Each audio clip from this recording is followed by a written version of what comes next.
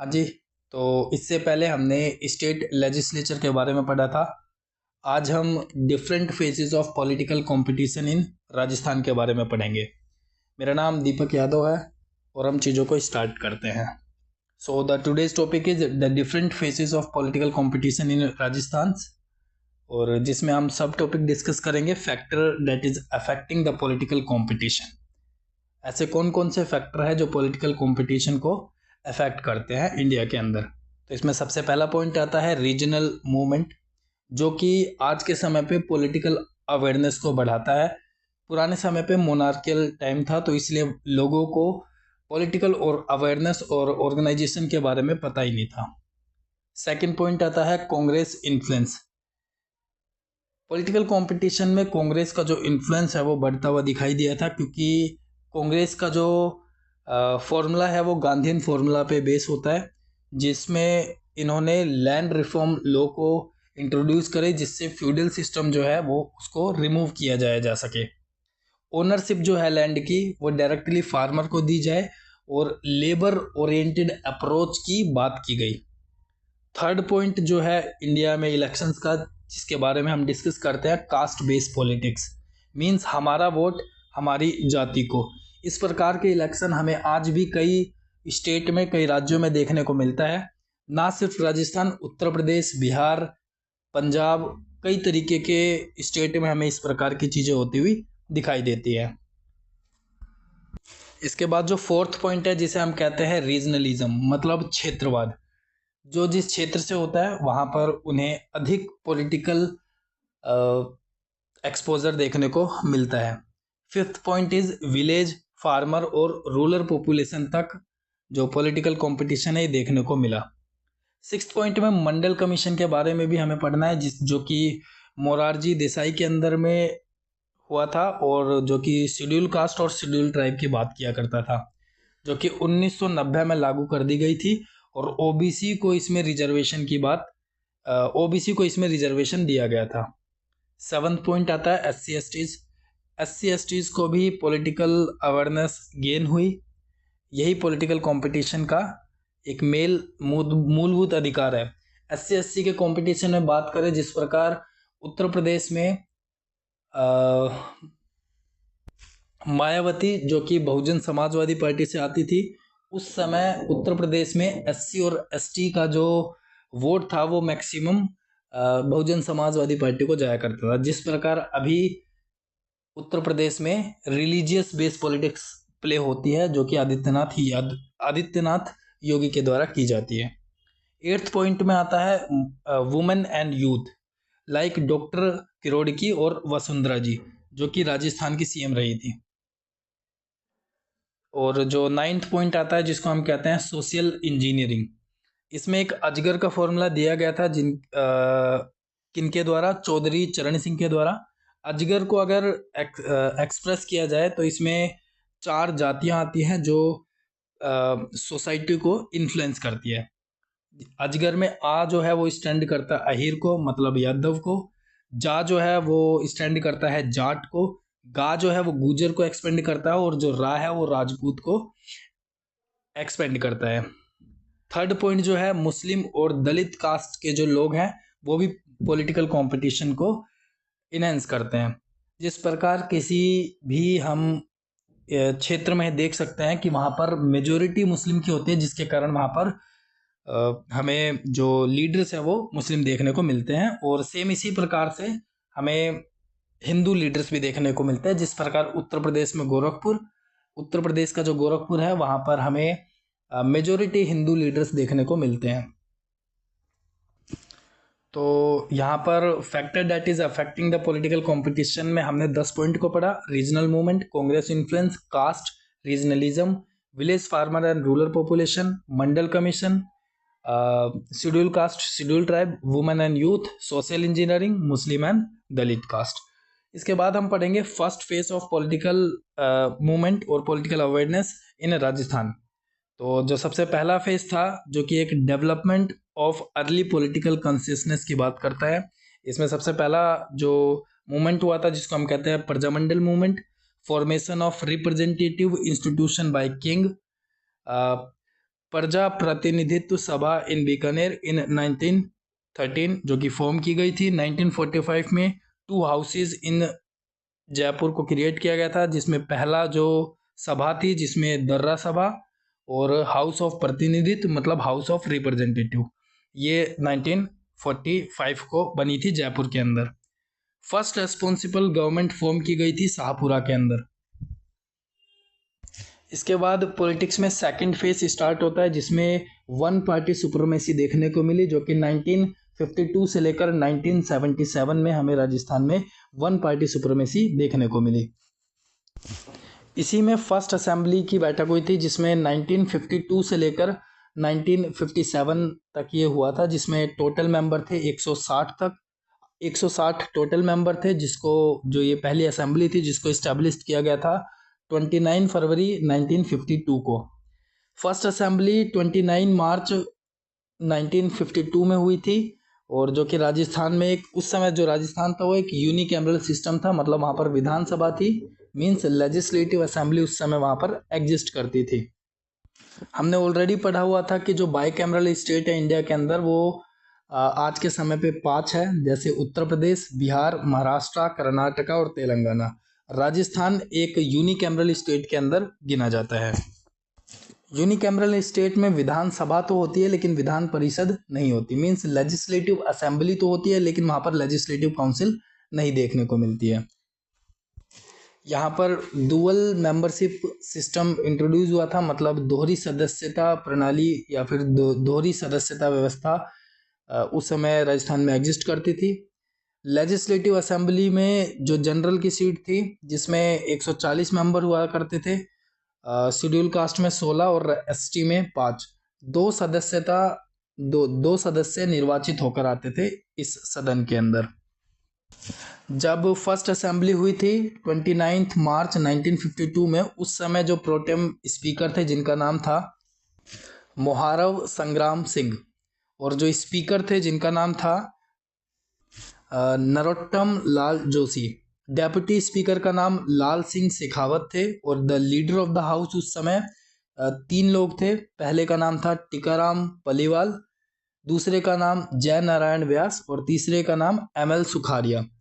इसी समय जो ओपोजिशन के जो लीडर थे जिनका नाम था कुंवर जसवंत सिंह।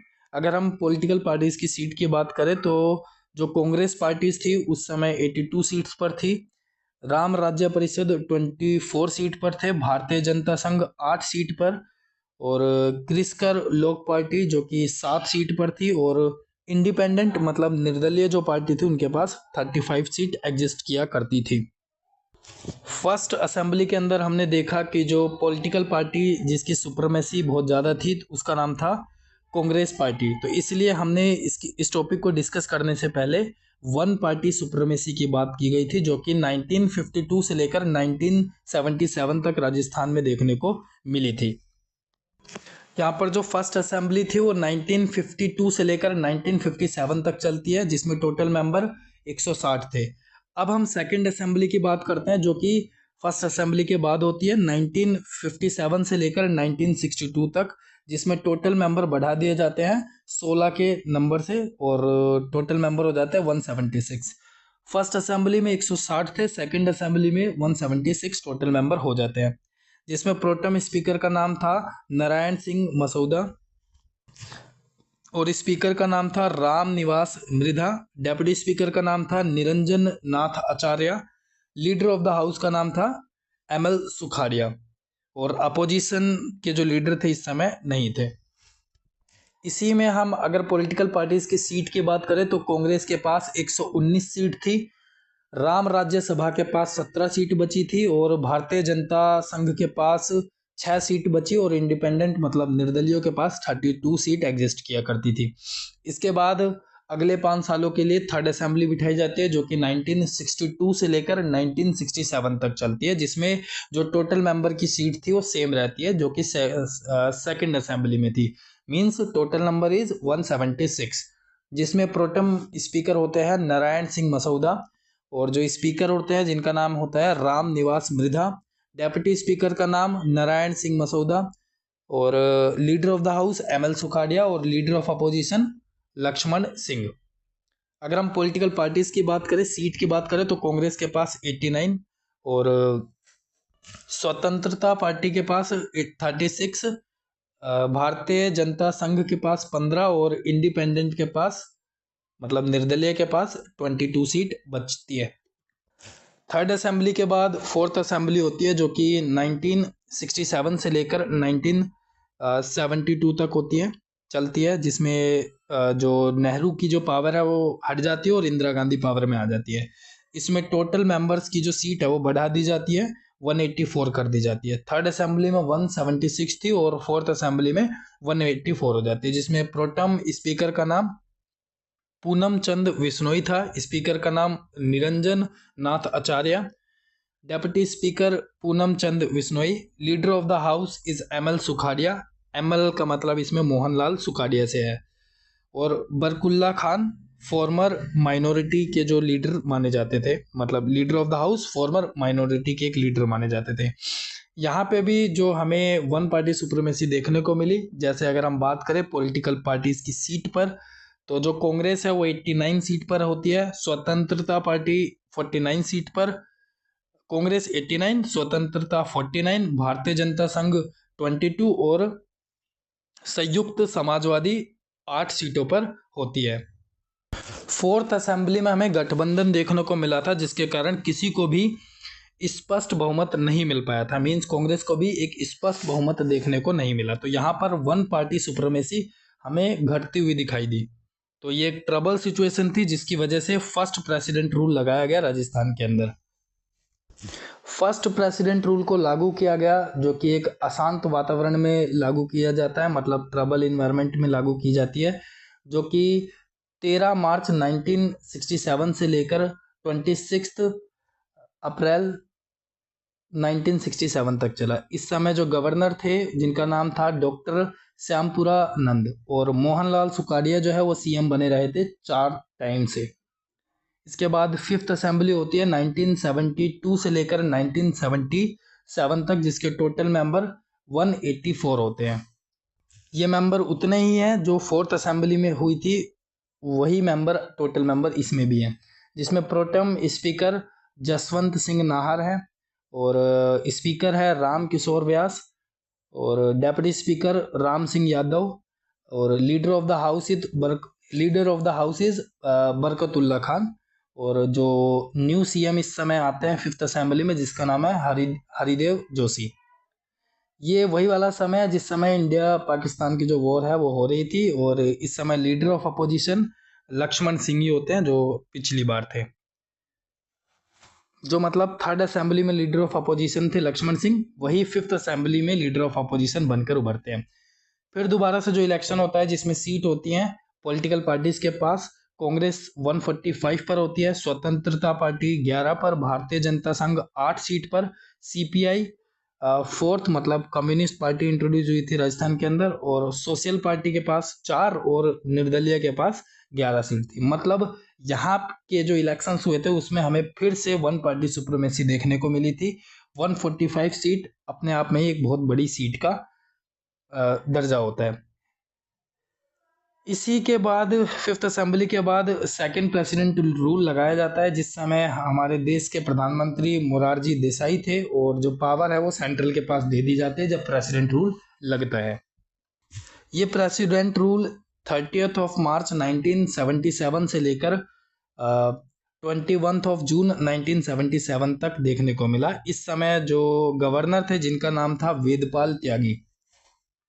जो फिफ्थ असेंबली हुई थी जिसमें लीडर ऑफ हाउस थे बरकतुल्ला खान, उनकी मृत्यु हो गई थी, और हमने इसमें फर्स्ट फेज में डेवलपमेंट की बात की थी, सेकंड फेज में वन पार्टी सुप्रीमेसी की बात की थी। अब हम थर्ड फेज की बात करेंगे, जो कि 1977 से लेकर 1980s तक देखने को मिला, और इस फेज को हम ट्रांजिशन पीरियड की तरह पढ़ते हैं। इस ट्रांजिशन फेज में सिक्स्थ असेंबली हुई थी, जो कि 1977 से लेकर 1980s तक थी, जिसमें टोटल मेंबर बढ़ा दिए जाते हैं, 200 कर दिए जाते हैं, जो कि फोर्थ और फिफ्थ असेंबली में 184 टोटल मेंबर रहा करते थे, सिक्स्थ असेंबली में टोटल मेंबर 200 हो जाते हैं। इसमें प्रोटेम स्पीकर का नाम प्रोटेम स्पीकर का नाम मेजर फतेह सिंह, स्पीकर का नाम महारावल लक्ष्मण सिंह और गोपाल सिंह। डेप्यूटी स्पीकर का नाम रामचंद्रा, लीडर ऑफ हाउस का नाम Bhairav Singh Shekhawat. Leader of opposition में पारसरम मंढेरा, राम नारायण चतुर्वेदी और Lakshman Singh. Leader of opposition में लक्ष्मण सिंह काफ़ी बार लीडर ऑफ अपोजिशन की पार्टी में रहे। इसमें अगर हम बात करें 1971 से लेकर 1972 के अंदर क्या क्या घटना घटित हुई, इसके बारे में हम बात करते हैं। इसमें जयप्रकाश नारायण की संग्रह क्रांति चली, इमरजेंसी हुए, इंटरनल रिवोल्ट देखने को मिले, गांधी जी वो इंदिरा गांधी की हट धर्मिता देखने को मिली, जैसे नसबंदी का जो इंसिडेंट था वो हमें देखने को मिला, और जनता पार्टी यहाँ पर इस्टेब्लिश्ड हुई 1971 से लेकर 1972 के बीच में। अगर हम बात करें जो सीएम थे इस समय, लीडर ऑफ हाउस जो थे वही सीएम थे, जिनका नाम था भैरव सिंह शेखावत। पॉलिटिकल पार्टीज की सीट के बारे में बात करें जो कि 1977 से लेकर 1980s में हुई थी, जिनमें जनता जो पार्टी थी उनके पास 150 सीट थी, कांग्रेस के पास 41 सीट थी, सीपीआई के पास 1 सीट और इंडिपेंडेंस मतलब निर्दलियों के पास 6 सीट हमें देखने को मिली। ये जो हुआ ये पहली बार मिड इलेक्शन देखने को मिला, क्योंकि मात्र 3 सालों के अंदर हमें 7th असेंबली देखने को मिली, क्योंकि हर सरकार 5 साल तक रही थी, राजस्थान में ये सरकार 3 साल देखने को मिली। So the first time mid election for the 7th assembly. इसकी वजह से राजस्थान में फिर से तीसरा प्रेसिडेंट रूल लगा दिया जाता है, जो कि 17 फरवरी 1980s में से लेकर 5 जून 1980s तक हमें देखने को मिला। मीन्स 17 फरवरी 1980 से लेकर 5 जून 1980 तक हमें ये देखने को मिला। इस समय जो गवर्नर थे जिनका नाम था रघुकुल तिलक। मिड टर्म में 7th असेंबली देखने को मिली, जो कि 1980 से लेकर 1985 तक हमें ये असेंबली मिली थी, जिसमें टोटल मेंबर वही सेम 200 रहते हैं। इसमें प्रोटेम स्पीकर का नाम परसरम मंढेरा, पारसरम मंडेरना, और स्पीकर का नाम पूनम चंद बिश्नोई, डेप्यूटी स्पीकर का नाम अहमद बख्श सिंधी, लीडर ऑफ हाउस का नाम जगन्नाथ पहाड़िया और शिवचरण मथुर और Hiralal Devpura. Leader of opposition का नाम भैरव सिंह शेखावत। इस समय पॉलिटिकल पार्टीज के पास जो सीट थी वो कांग्रेस के पास 133 और बीजेपी के पास 32। इस समय जो बीजेपी जो लीड की जा रही थी वो अटल बिहारी वाजपेयी, लाल कृष्ण आडवाणी और विजयराज सिंधिया के द्वारा गवर्न की जा रही थी, और हमें फिर से कांग्रेस पार्टी यहाँ पर पावर में आती हुई दिखती है। कब? 7th असेंबली में, जो कि 1980 मतलब 1980s से लेकर 1985 तक कांग्रेस पार्टी राजस्थान में पावरफुल में दिखाई देती है। इसके बाद 8th असेंबली बढ़ते हैं, जो कि 1985 से लेकर 1990s तक देखने को मिलती है, जिसमें जो हमारे प्रधानमंत्री हैं वो राजीव गांधी हमारे देश के प्रधानमंत्री थे, और टोटल मेंबर वही सेम रहते हैं 200। तो अगर लीडर्स की बात करें, इस समय protem speaker Lakshman Singh, speaker Hiralal Devpura और गिरिराज प्रसाद तिवारी। डेप्यूटी स्पीकर का नाम गिरिराज प्रसाद तिवारी और Kishan Motwani. Leader of the house Haridev Joshi, जिन्होंने इसी समय पर रेजिग्नेशन दे दिया था, जो 3rd सीएम भी रहे थे। शिवचरण माथुर, जिन्होंने जो रेजिग्नेशन दिया था उसको बॉयकॉट किया गया था। और Haridev Joshi, and he at that time he was the governor of the Assam. मतलब हरिदेव जोशी जो है वो असम के गवर्नर भी थे। लीडर ऑफ द अपोजिशन की बात करें तो इनमें 2 लोग थे, भैरव सिंह शेखावत और professor Kedarnath Sharma. Political parties में दोबारा से कांग्रेस पार्टी की सुप्रीमेसी देखने को मिली। कांग्रेस पार्टी के पास 113 सीट और बीजेपी के पास 37 सीट थी। इसके बाद दोबारा से हमें 9th असेंबली देखने को मिलती है, जो कि 1990s में देखने को मिलती है, और ये 2 साल तक चलती है, 90 से लेकर 1992 तक, जिसमें जो मेंबर है टोटल वही 200 रहते हैं। प्रोटेम स्पीकर का नाम पूनम चंद बिश्नोई, स्पीकर का नाम हरिशंकर बाधवा और डेप्यूटी स्पीकर का नाम Yadunath Singh Hira Singh Chauhan. Leader of house का नाम भैरव सिंह शेखावत और leader of opposition Haridev Joshi. Political parties में हमें पहली बार जो यहाँ पर बीजेपी पार्टी की सुप्रीमेसी देखने को मिलती है, जिसमें पावर में आती हुई दिखती है, जिसमें बीजेपी के पास 84 सीट, आईएनसी मतलब कांग्रेस के पास 50 सीट, जनता दल के पास 54 सीट। मींस जनता दल के पास 54 सीट और कांग्रेस के पास 50 सीट। तो बीजेपी जो है वो इस बार पावर में आती है। तो यहाँ पर हमें फर्स्ट कोलेशन गवर्नमेंट देखने को मिलती है, जिसमें जनता दल और बीजेपी आपस में गठबंधन करते हैं और इसको हम कहते हैं मैन्युफैक्चर मैंडेट, जिसमें जो लीडर होते हैं उनका नाम है मुलायम सिंह यादव, लालू यादव। सॉरी, जनता दल के जो लीडर हैं, फेमस लीडर हैं, उनके बारे में हम बात कर रहे हैं, जैसे मुलायम सिंह यादव, लालू प्रसाद यादव। और इनमें कुछ कर्नाटका के लीडर्स भी आते हैं और हरियाणा के लीडर्स भी आते हैं जनता दल के अंदर। इसी समय 1990 में रथ यात्रा निकाली जा रही थी लाल कृष्ण आडवाणी के द्वारा, जो कि बहुत एग्रेसिव लीडर माने जाते थे उस समय के। लेकिन जो रथ यात्रा है वो रोक दी जाती है बिहार में लालू प्रसाद यादव के द्वारा, जिसके कारण जो जनता दल है वो जो गठबंधन हटा देती है बीजेपी से, जिसके कारण ये गठबंधन टूट जाता है और 2 साल में एक गवर्नमेंट भी राजस्थान से हट जाती है, जिसके कारण प्रेसिडेंट रूल आता है, जो कि 15 दिसंबर 1992 से लेकर 4 दिसंबर 1993 तक चलता है, जिसके जो गवर्नर है जिनका नाम है एम चन्ना रेड्डी। 6 दिसंबर 1992 में बाबरी मस्जिद को जो है अबोलिश कर दिया जाता है, देयरफॉर प्रेसिडेंट रूल जो है वो स्टार्ट कर दिया जाता है आर्टिकल 356 के द्वारा। कहाँ कहाँ पर? उत्तर प्रदेश, हिमाचल प्रदेश, राजस्थान और मध्य प्रदेश में। इसके बाद 10वीं असेंबली होती है, जो कि 1993 से लेकर 1998 तक चलती है, जिसमें टोटल मेंबर 200 होते हैं। प्रोटेम स्पीकर का नाम पूनम चंद बिश्नोई, स्पीकर का नाम हरिशंकर भद्रा और शांतिलाल चपलोत, और जो तीसरे स्पीकर है जिनका नाम है सम्राट लाल मीणा, जो कि पहले एसटी स्पीकर काउंट किए जाते हैं राजस्थान के। डेप्यूटी स्पीकर का नाम शांतिलाल चपलोत और सम्राट लाल मीणा और मिस्टर तारा भंडारी। इसी समय जो लीडर ऑफ द हाउस है जिनका नाम है भैरव सिंह शेखावत, और लीडर ऑफ अपोजिशन में परसराम मंडेरना। पॉलिटिकल पार्टीज की सीट के बारे में बात करें तो आईएनसी मतलब इंडियन नेशनल कांग्रेस के पास 76 सीट, बीजेपी के पास 95 सीट, निर्दलीय मतलब इंडिपेंडेंट पार्टी के पास 31 सीट, जनता दल के पास 6 सीट। तो यहाँ पे भी हमें इफेक्टेड मेजोरिटी देखने को नहीं मिलती, जिसके कारण यहाँ पे भी एक फैक्चर्ड मैंडेट आता है और कोलिशन गवर्नमेंट हमें यहाँ पर देखने को मिलती है। मतलब जो गठबंधन की जो सरकार होती है वो हमें यहाँ पर देखने को मिलती है। तो फाइनली जो फोर्थ फेज है पॉलिटिकल कंपटीशन का वो स्टार्ट हो जाता है राजस्थान के अंदर। फर्स्ट फेज में हमने डेवलपमेंट की बात करी थी, जो कि पॉलिटिकल पार्टीज डेवलप्ड हो रही थी। सेकंड फेज में हमने वन पार्टी सुप्रीमेसी देखी, और थर्ड फेज में हमने जो पार्टी का जो ट्रांजिशन फेज था वो देखा। फोर्थ फेज की अब हम बात करेंगे, जो कि 2 पार्टीज सिस्टम की बात करता है राजस्थान के अंदर। फोर्थ फेज में 11th असेंबली या जो 11वीं बैठक बैठती है, जो कि 1998 से लेकर 2003 मतलब 2003 तक एग्जिस्ट करते हैं। 1998 से लेकर 2003 तक, जिसमें टोटल मेंबर है वही सेम 200।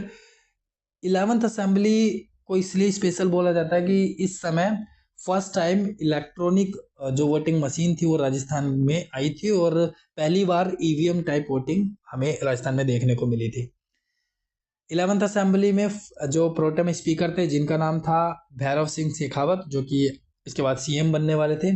स्पीकर का नाम परसराम मंडेरना, डेप्यूटी स्पीकर का नाम देवेंद्र सिंह, और leader of the house Ashok Gehlot, जो काफ़ी यंग लीडरों में से एक थे। Leader of opposition Bhairav Singh Shekhawat. अगर हम पॉलिटिकल पार्टीज की सीट के बारे में बात करें तो कांग्रेस के पास 152 सीट थी, बीजेपी के पास मात्र 48 सीट एग्जिस्ट किया करती थी। तो मींस कांग्रेस पार्टी यहाँ पर पावर में हमें आती हुई दिखी। फिर हमें 12th असेंबली देखने को मिली, जो कि 2003 से लेकर 2008 तक, जिसमें टोटल मेंबर फिर दोबारा से 200 ही रहे।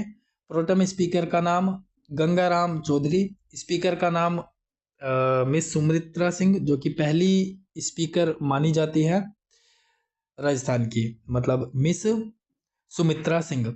डेप्यूटी स्पीकर का नाम Ram Narayan Bishnoi. Leader of house का नाम वसुंधरा राजे, जो कि पहली बार राजस्थान की सीएम बनी थी, Vasundhara Raje. First CM of the Rajasthan is Vasundhara Raje. Leader of the opposition is doctor B D. Kalla, Ram Narayan Chaudhary और हेमाराम चौधरी। पॉलिटिकल पार्टीज की बात करें तो इंडियन नेशनल कांग्रेस और अदर्स को मिलाकर 77 सीटें थी और बीजेपी यहाँ पर बहुमत में देखने को मिली, जो कि 123 की सीट में।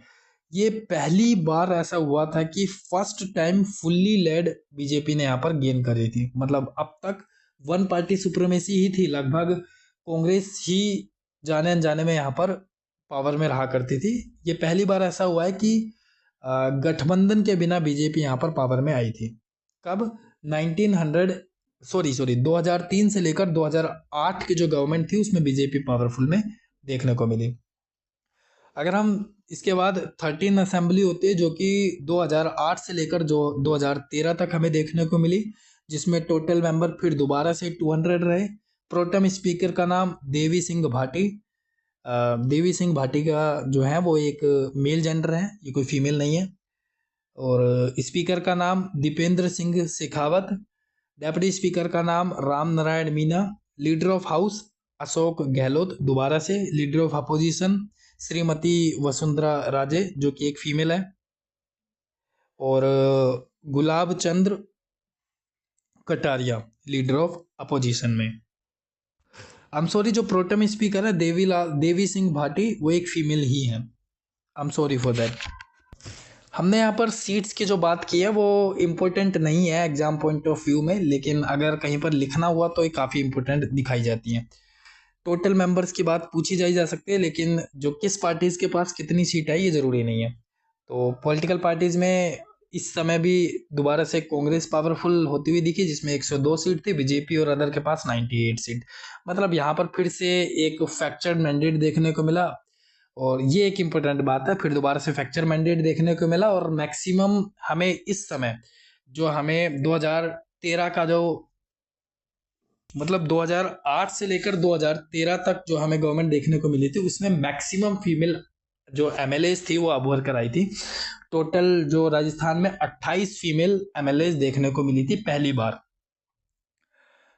इसके बाद 14th असेंबली बैठती है, जो कि 2013 से लेकर 2018 तक एग्जिस्ट करती है, जिसमें टोटल मेंबर दोबारा से 200 होते हैं। प्रोटेम स्पीकर का नाम प्रद्युमन सिंह और स्पीकर का नाम कैलासा चंद्रा मेघवा। डेप्यूटी स्पीकर का नाम Rao Rajendra Singh. Leader of house का नाम वसुंधरा राजे। और लीडर ऑफ अपोजिशन में रामेश्वर लाल दाऊदी। पॉलिटिकल पार्टीज की बात करें तो बीजेपी फिर से यहाँ पर पावर में आती हुई दिखी, जो कि 163 सीट के साथ। कांग्रेस 21 सीट के साथ, NPP 4, BSP 3, Zamindara party 2, women party 28 seat के साथ।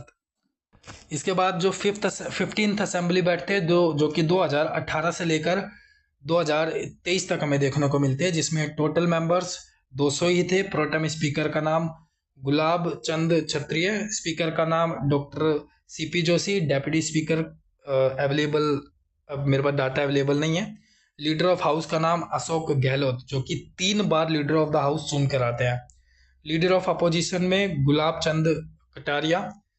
पॉलिटिकल पार्टीज की बात करें तो कांग्रेस और अदर जो थी वो 107 सीट के साथ पावर में दिखी। बीजेपी और अदर 93 सीट के साथ, वुमेन 24 सीट के साथ, जिसमें आरएलपी और बीटीपी पार्टीज भी देखने को मिली थी अदर्स में, जैसे राष्ट्रीय लोकतंत्र पार्टी, जो कि वेस्टर्न राजस्थान में पावर में दिखी। और बीटीपी मतलब भारतीय ट्राइबल पार्टीज, जो कि वेस्टर्न राजस्थान में ही हमें देखने को मिली थी। तो it's all about the assembly. 2023 में भी 16th असेंबली बैठी थी, उसके बारे में हम करंट अफेयर में डिस्कस कर लेंगे। तो finally it's all about the 4th phases of the political competition. तो अब हम बात करेंगे what's about the political system in Rajasthan. Political system जो है राजस्थान का वो किस प्रकार था, एक group of same ideological people की तरह था या अलग अलग था। तो हम बात करते हैं, ये एक समान विचार रखने वाले लोगों का एक समूह था, मतलब party of the Rajasthan. Currently 2 party system हमें देखने को मिलता है राजस्थान के अंदर, जिन्होंने यहाँ पर इस्टेब्लिश किया है।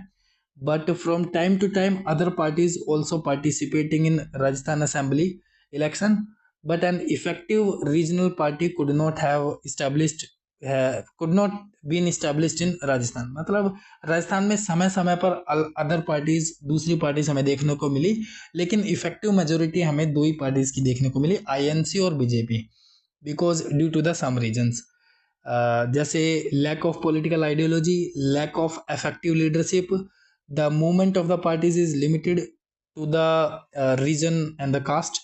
Fourth point is the lack of issue affected by the general people. Fifth point is state is also being dominated by 2 national parties. And the sixth point is these parties have failed to raise issue of the public interest, and their purpose is only to gain power। जो 2 party यहाँ पर established हुई थी। 2 parties system in Rajasthan के बारे में बात करें तो establishment of the 2 party system in Rajasthan, जिसमें हम फर्स्ट पॉइंट डिस्कस करेंगे। The state was initially dominated by Congress, but after that 1998 there was the stability in politics of the state. 2 party system was established due to this. BJP presented as a strong alternative for the Rajasthan, providing the stable government। 2 party system introduced by the decisive role of the OBC, maturity of the people of the state, lack of strong regional party, role of the effective opposition under the immediate circumstances, lack of public confidence in the regional parties। Another point is the role of youth and the effect of ethnic parties, मतलब जो जातीय राजनीति थी वो हमें देखने को मिली। Anti incumbency factor means party के विरोध vote, right. Effect of communication of technology. तो हम राजस्थान के कुछ पॉलिटिकल पार्टीज के बारे में बात करते हैं कि राजस्थान में कौन कौन सी पॉलिटिकल पार्टीज बनी और किस तरीके से बनी और कौन इसके फाउंडर थे और किस प्रकार से ये एग्जिस्टेंस में आई थी। तो सबसे पहली पार्टीज की बात करें तो राम राज्य परिषद हमें देखने को मिली थी। ये इस्टेब्लिश हुई थी 1948 में, जिसके फाउंडर माने जाते हैं स्वामी करपत्री, जो कि राइट विंग हिंदुइज्म पार्टी से आया करते थे। The native king were supported by maharajas and the feudal lords. इसके बाद हमें दूसरी पार्टी स्वतंत्रता पार्टी देखने को मिली, जो कि इस्टेब्लिश हुई थी 1959 में, जिसके फाउंडर माने जाते हैं सी गोपालाचार्य, जो कि Indian classical liberal political parties की तरह एग्जिस्टेंस में आई। इसके बाद जनसंघ पार्टी हमें देखने को मिली, जिसके फाउंडर थे श्यामा प्रसाद मुखर्जी। फाउंडर जो फाउंडेड हुई थी ये 21 अक्टूबर 1951, मतलब 21 अक्टूबर 1951 में। ये पार्टी डिसॉल्व हो गई थी जनता पार्टीज में, जिसका नाम जो कि 1977 में ये हुआ था, और स्प्लिट फ्रॉम हिंदू महासभा से स्प्लिट होकर ये बनी थी और मर्ज इनटू जनता पार्टी। ये कब से मर्ज हुई थी? 1977 से लेकर 1980 तक, और इस पार्टी को सक्सीड किया गया बीजेपी के द्वारा 1980 के बाद से। मतलब ये पार्टी सबसे पहले जनसंघ की तरह उभरी, फिर जनता पार्टी में मर्ज हुई, जनता पार्टी के बाद ये बीजेपी में सक्सीड हुई, मर्ज हो गई। मतलब इसकी आइडियोलॉजी किस प्रकार थी? ये हिंदू नेशनलिज्म की बात करती थी, हिंदुत्वता की बात करती थी, इंटीग्रल ह्यूमनिज्म की बात करती थी, नेशन को कंजर्वेशन की बात करती थी, और इकोनॉमिकल नेशनलिज्म की भी ये पार्टी बात किया करती थी। पॉलिटिकल पोजीशन की बात किया जाए तो ये एक रिंग विंग पॉलिटिकल एग्जिस्टेंस थी, इसकी पॉलिटिकल पोजीशन थी। इसके बाद हमें फोर्थ पार्टीज की बात करनी, जिसका नाम था एनपीपी, मतलब नेशनल पीपल पार्टीज, जो कि स्टैब्लिश्ड हुई थी 6 जनवरी 1913 को, जिसके फाउंडर माने जाते थे जाने जाते हैं पीए संगमा, और इनकी जो इलेक्शन का जो सिंबल था उसका नाम था बुक। लीडर ऑफ राजस्थान, मतलब इस पार्टी के जो लीडर ऑफ राजस्थान है, जो कि उस समय किरोड़ी लाल मीणा थे, 14 असेंबली ऑफ द राजस्थान, जो कि 4 बार सीट जीत कर आए थे 14 असेंबली तक। इसके बाद हमें फिफ्थ पार्टी जो है उसके बारे में बात करनी है, जिसका नाम है नेशनल यूनियनिस्ट जमींदारा पार्टी, जो कि इस्टेब्लिश हुई थी 2013 में। इसके फाउंडर माने जाते हैं बीडी अग्रवाल, और इलेक्शन का सिंबल था इनका टेलीफोन, जो कि 14th असेंबली ऑफ राजस्थान में 2 बार सीट जीत कर लाई थी। सिक्स्थ जो है पार्टी, जिसका नाम है भारतीय ट्राइबल पार्टीज, जो कि 2017 में इस्टेब्लिश हुई थी, जिनके फाउंडर माने जाते हैं महेश भाई वसवा, और इसके जो सिंबल है जिसका नाम है ऑटो रिक्शा, सिंबल जो था ऑटो रिक्शा था। Party leader in Rajasthan is Velaram Gogra. जो पार्टी थे इस लीडर, जो राजस्थान के लीडर उभर के रहा, जिनका नाम था वेलाराम गोगरा, और जो कि 15th असेंबली ऑफ राजस्थान में हुए थे। और ये जो पार्टी थी 2 बार सीट जीत कर लाई थी। इनकी जो डिमांड थी, right should be give as per the 15th schedule of the constitution, implemented the PESA act, और the established of the separate Bhil state. मतलब जो भारतीय ट्राइबल पार्टी है उन्हीं की ये डिमांड है कि भीलों का एक नया प्रदेश बनाया जाए। सेवंथ पार्टी की बात की जाए, जिसका नाम है राष्ट्रीय लोकतांत्रिक पार्टी। ये इस्टेब्लिश्ड में आई 29 अक्टूबर 2018 में, जिसके फाउंडर माने जाते हैं हनुमान बेनीवाल। इनका जो सिंबल है वो बोटल है। 15th असेंबली ऑफ राजस्थान में, मतलब जो 15वीं राजस्थान की जो असेंबली थी, 3 सीट जीत कर लाई थी। और ये जो राजनीति खेला करते थे फार्मर और यूथ के नाम पे, मतलब फार्मर और यूथ की डेवलपमेंट के बारे में ये पार्टी बात किया करती थी। So it's all about the party. अगर हम पॉलिटिकल डेमोग्राफी की बात करें तो इसमें सबसे पहला पॉइंट आता है the study of change of population and the political interconnection is called as the political demography. 44.2 of the voter of Rajasthan are the literate, while the remaining 55.8% are illiterate. It is the same as 24.9 from the urban voters and 75 from the rural voters. 25% of the voters are aged between the 18 to 24, while the 40% of the voters are aged between the 35 to 55 of the age. But the caste is most influenced factor in the parties of the Rajasthan. Another point is under the influence of the regional gender language, region, education and the ideology are the studies on the choice of the voter preference and the choices. Now political demography के बाद हमें अगले topic को पढ़ना है, जिसका नाम है factor affecting the political demography in Rajasthan. The first one is Prajamandal movement, second one is the influence of king and the feudals, third point is rural and urban population, fourth point is politics of regionalism, fifth point is impact of the scheduled caste, scheduled tribe and women's also, sixth point is caste politics is also playing in Rajasthan. So finally our topic of the discussion goes toward the caste in Rajasthan politics. Rajasthan politics में caste का किस प्रकार से योगदान रहा। The first point is the basis of the caste for the political power is a politicalization of the caste, like reservation issues. और ये किस बेसिस पे रहा, जिसके बारे में हम बात करेंगे। It basis is the point number 1 is the formation of caste based political parties.